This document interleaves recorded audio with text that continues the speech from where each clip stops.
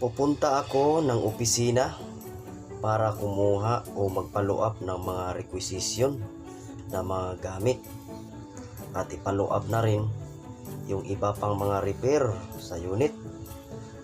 Imbis na mag-land trip, mas pinili kong sumabay o sumama sa mga kasamahan kong bumabiyahe, mga tagbot na mga bumabiyahe sa loob ng Ilog Pasig. Ito yung mga tagbot na malalapad pero maninipis, no? Para hindi sila sumabit sa mga tulay na dadaanan nila. Sumabay na lang ako sa mga tagbot na mga kasama. Malapad yung katawan nila, mga tagbot na ito, subalit yun nga, manipis, mababa para hindi sumabit yung mga bubong nila dito sa mga tulay na dadaanan. Galing kami ng Nabutas, ako ay pupunta kami ng Makati, papuntang Makati. So baka maamis kayo, no?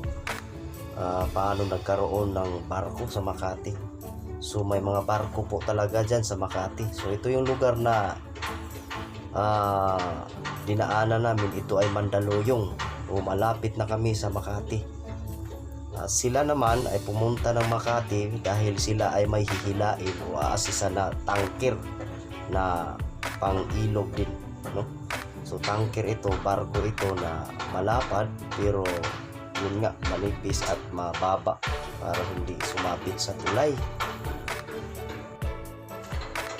So ito, Makati na ito.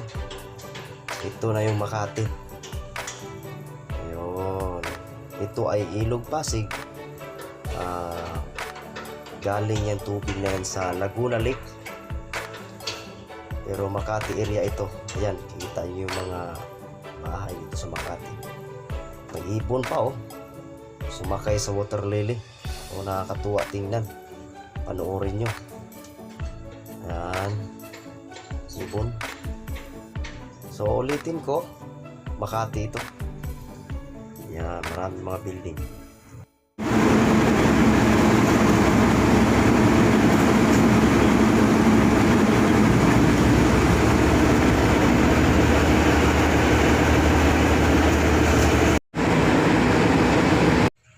Naipasa ko na sa aming opisina yung additional repair ko.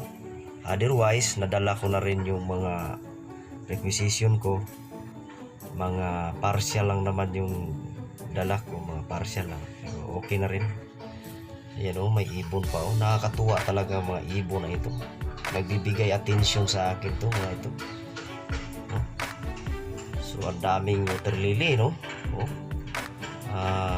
Yung mga kapitan, yung mga kapwa ko piloto, kapitan nitong mga tagbot na ito ay napakagaling na dito sa Laro Channel na ito, sa channeling ng Pasig River. Ito ay iniiwasan nila itong mga water lily. Galing yan sa Laguna Bay. Iniiwasan talaga ng mga tagbot dito yan dahil yan ay posibleng pumulupot sa propeller ng mga barko. Ito naman yung tanker na sinasabi kong hihilain nila pababa.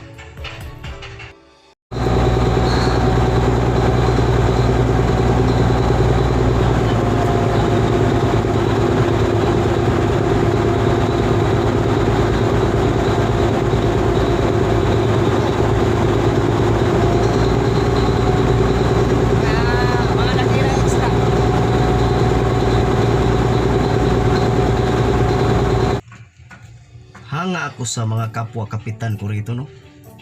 Napakagaling na nila dito sa ilog. Tayo kasi doon tayo sa labas, no? Sa coastwise tayo na destino. So sila dito.